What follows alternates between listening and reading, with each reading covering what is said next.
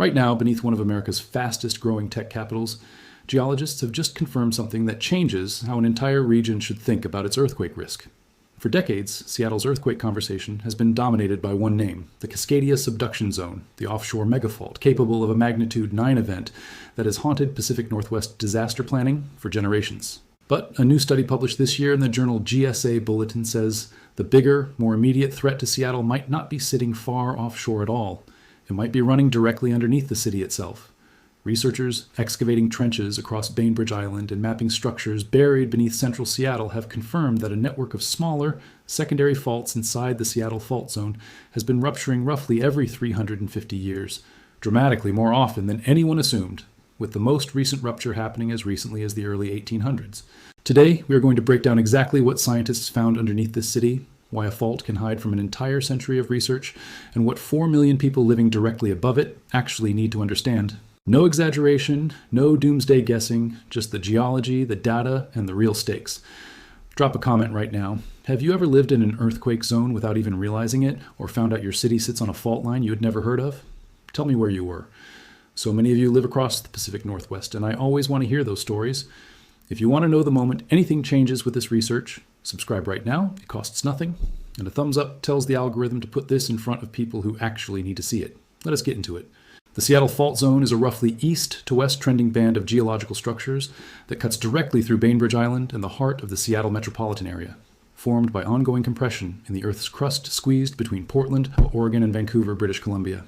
Scientists have known about the zone's main fault for decades and understood that it behaves like a slow, patient giant, rupturing only on timescales longer than 5,000 years. That timescale is actually part of the problem, because a fault that only fires once every 5,000 years is easy for planners and the public alike to file away as a distant, almost theoretical risk.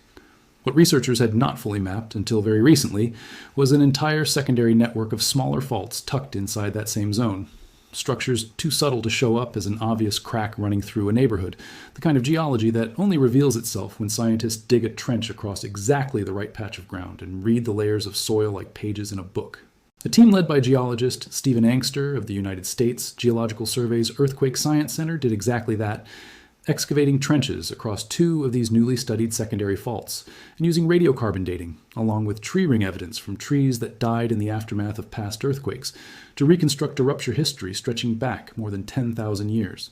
What they found reframes the entire hazard picture for this region. These secondary faults have ruptured repeatedly throughout that period, and the researchers determined that the overwhelming majority of surface rupturing earthquakes recorded within the Seattle Fault Zone over just the past 2,500 years occurred on these smaller structures, not on the massive main fault everyone had been watching. One rupture in particular stands out, dated to sometime in the early 19th century, meaning a segment of this hidden network broke the surface within roughly the last 200 years, well within the range of written historical memory for this region, and yet it left no clear record in anyone's living recollection, only in the sediment itself. Angster, who has spent years reading the physical evidence these earthquakes leave behind, described finding shifted shorelines, drowned forests, and deformed sediment layers in trench walls on Bainbridge Island, physical scars that persisted in the landscape for centuries after the ground moved. He put the core finding in blunt terms.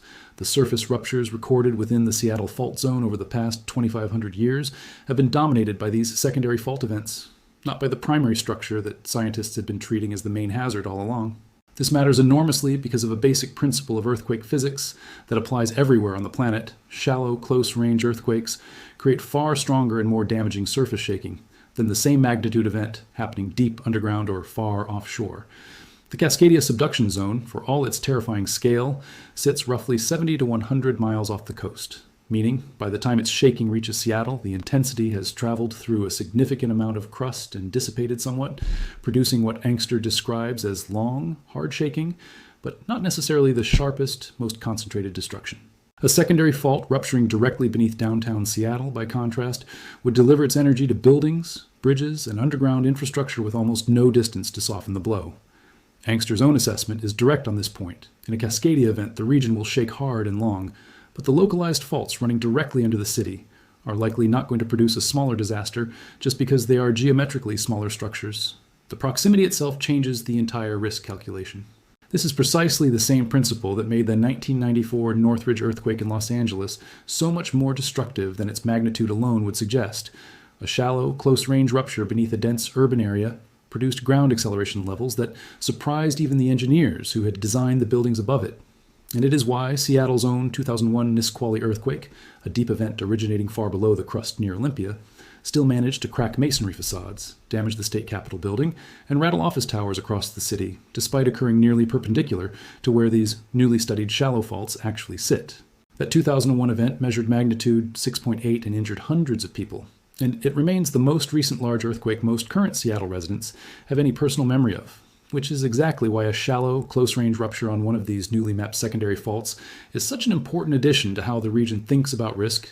Most people's mental picture of a bad Seattle earthquake is built entirely around the single 2001 event, not around the possibility of something shaking the city from directly underneath its own downtown core. The Seattle fault zone as a whole is estimated to absorb roughly 15% of the total tectonic strain accumulating across the entire Pacific Northwest, a meaningful share of regional stress being managed by a fault system that, until this new research, was primarily associated with one single, very rare, very large rupture scenario. To put that strain sharing in perspective, the region sits inside a much larger tectonic vise, the Juan de Fuca plate diving beneath the North American plate offshore, generating the enormous Cascadia hazard everyone already plans around, while simultaneously squeezing crustal blocks against each other on land as the whole system slowly deforms between Portland and Vancouver.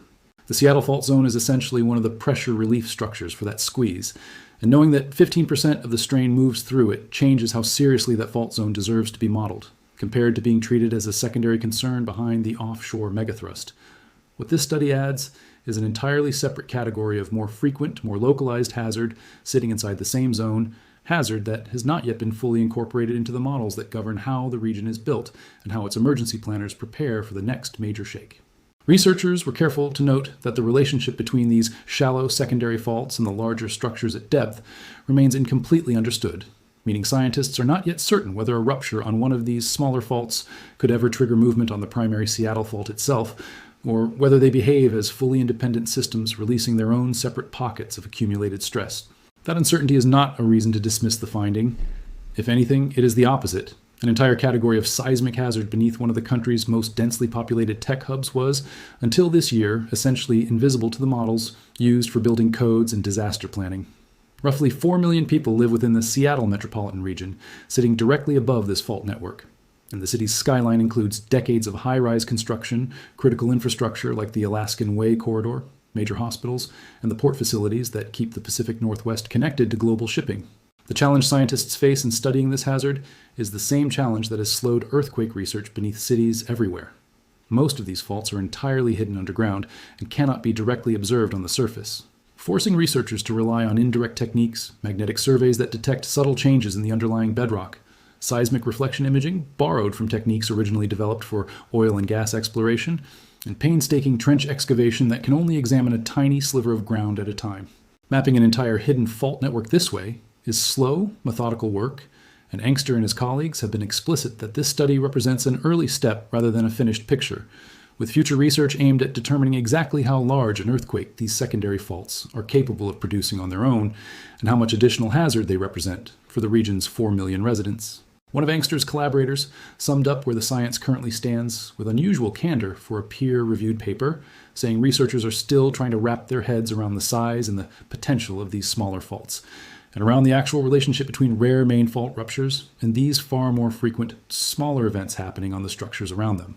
That kind of honesty matters, because it draws a clear line between what the data has already proven, repeated, datable ruptures on real physical structures beneath a major American city, and what remains an open scientific question, exactly how big the next one could be and how far its shaking would reach.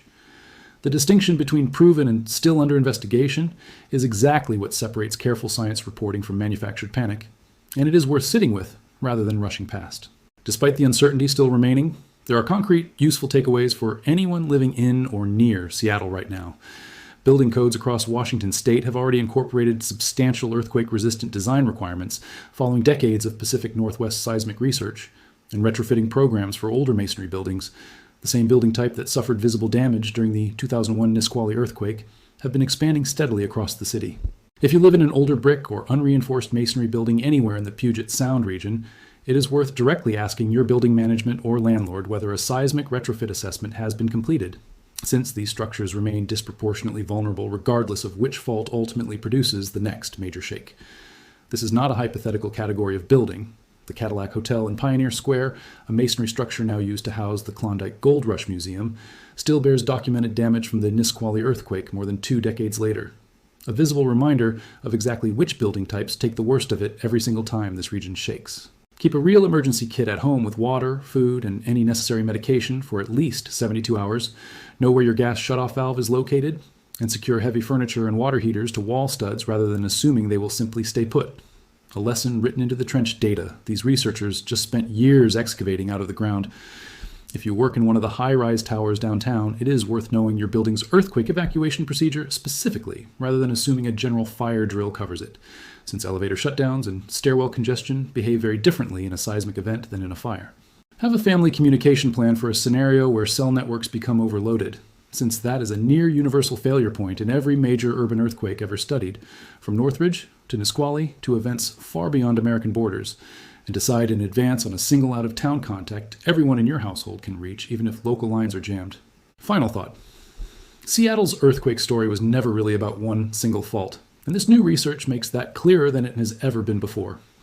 The Cascadia Subduction Zone remains the largest, most catastrophic scenario this region plans around, but the ground directly beneath the city has now been shown to hold its own separate, more frequent history of rupture, one that had been sitting quietly in shifted shorelines and drowned forests for centuries before anyone read what the sediment was actually saying. Discovering this network does not create new danger out of nowhere. The faults were always there, moving on their own patient, 350-year rhythm, whether anyone was watching or not.